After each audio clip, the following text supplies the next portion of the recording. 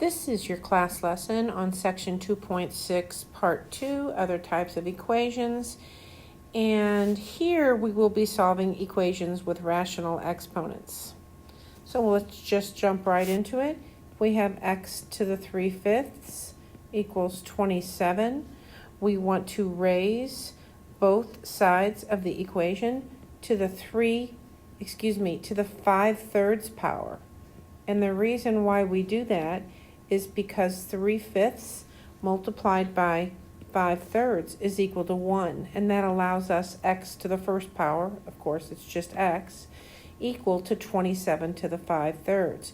Now remember, we have power over root. Maybe I should write it the way it's shown, power over root. So 5 is the power and 3 is the root. And what we like to do is make our numbers smaller first. It makes them easier to handle and compute. So we have the cube root, because 3 is the root, of 27, and then we're going to raise it to the 5th power because 5 is the power. So the cube root of 27 is 3, and then we have 3 to the 5th power, and that's equal to 243. Let's take a look at this number 1b, x minus 4 to the 2/3 power.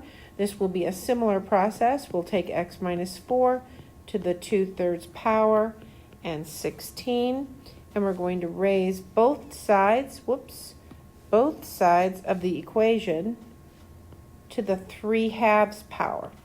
Now, we do need to be careful because this is an even root, and we talked about that. So we have an even root here. Power over root, right? Power over root. Our power is 3, our root is 2. That's an even root. So when we take this root, we are going to have plus or minus. And you can do it on this line. I usually wait, but technically it should be here because I'm actually taking the root right there. But I usually wait until this next line. And so, of course, here we have 2/3 times 3/2 is 1.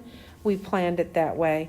So we have x minus 4 equals plus or minus 16 to the 3/2 power. Let's clean up this right-hand side. Plus or minus, remember this is power over root. So we have the square root of 16, and then we're going to cube it. So we have x minus 4 equals plus or minus 4 cubed. And so now we have 64.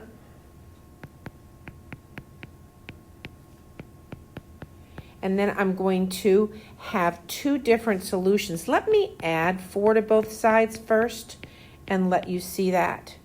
So we're actually going to have 4 plus 64 and 4 minus 64 for our two solutions. So we finally get x equals 68 and a negative 60.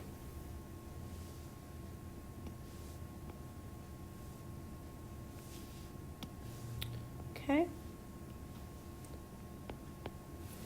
Now, let's talk about solving equations using factoring. It is really important that when you see equations like this, that you don't divide both sides by x squared, okay? Because if you do, you actually lose solutions, okay? And I think that I could go ahead and maybe show that right after we solve this correctly. So the first thing we want to do is subtract 60x squared from both sides, and then factor out a common factor, and in this case it would be 4x squared, and we're left with an x squared minus 15. And then either using our zero factor property, either 4x squared is equal to 0 or x squared minus 15 is equal to 0. So x squared is equal to 0, x is equal to 0, and x squared equals 15, so x is plus or minus root 15.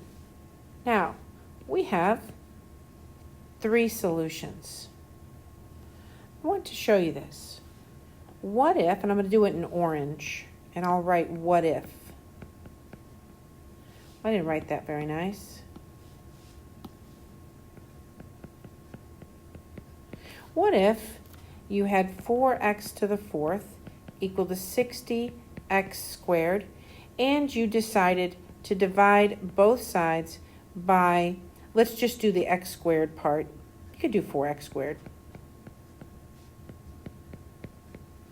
And of course here the x squareds cancel and the 4's cancel, and we end up with x squared equals 60 divided by 4, which is 15.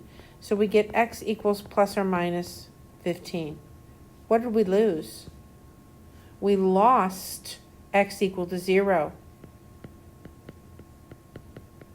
And that's very, very bad. So you cannot. Technically, the reason why you can't do this is because there is a chance that x could be equal to 0. And then you'd be dividing by 0, and you can't do that. Okay? So I think that that is a great example. Okay? Let's go on to this problem. We will bring the 9x squared over to the other side of the equation as a negative. I will factor out a 9x squared, and we're left with a 9x squared minus 1. This is a really good example because we have a difference of two perfect squares. 3x plus 1 multiplied by 3x minus 1. So either 9x squared is equal to 0 by the zero factor property, 3x plus 1 is equal to 0, or 3x minus 1 is equal to 0. So x squared equals 0, x equals 0, x equals negative 1/3, x equals 1/3. So we have 3 solutions. And that ends this class lesson.